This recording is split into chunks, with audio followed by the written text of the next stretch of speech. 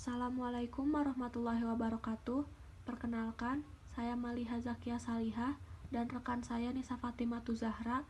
Kami dari kelompok 11 akan mempresentasikan mengenai membaca sintopis, pengertian, ciri-ciri, dan langkah-langkahnya. Pengertian membaca sintopis.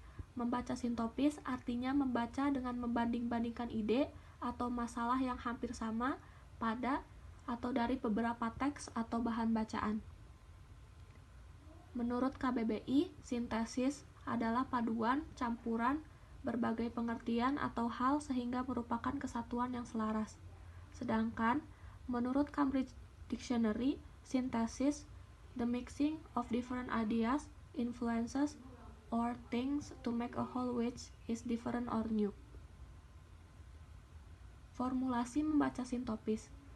Formulasi membaca sintopis dimulai dari para penulis yang menulis dengan ide dan fenomena yang sama, dan para pembaca sintopis membanding-bandingkan karya dari para penulis untuk menghasilkan suatu karya juga.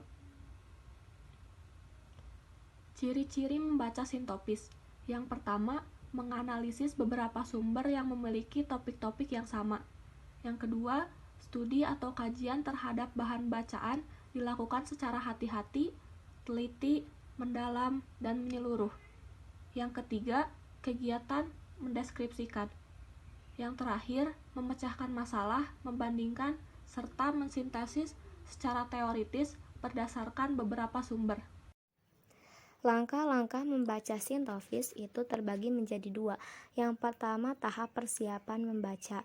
Pada tahap pertama, membuat bibliografi dari suatu buku-buku, artikel majalah, katalog perpustakaan, internet, atau sumber-sumber lain untuk sumber pustaka atau literatur yang akan dipakai yang tentu saja memiliki subjek atau topik pokok yang sama, dan membaca secara inspeksional atau menggunakan teknik skimming, yaitu teknik membaca sepintas dan cepat untuk mendapatkan kesan keseluruhan dan umum bahan bacaan yang telah terkumpul untuk memperoleh ide yang lebih jelas tentang materi yang akan dipakai.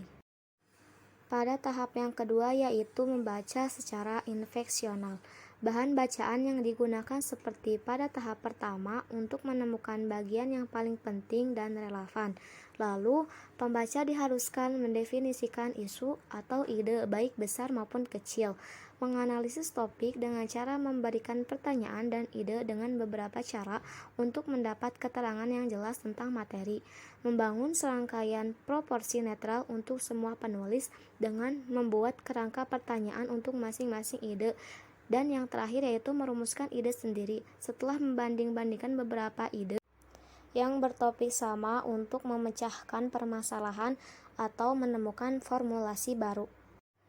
Sekian dari kami kelompok 11, semoga dapat membantu dan bermanfaat. Wabillahi taufiq wal hidayah. Wassalamualaikum warahmatullahi wabarakatuh.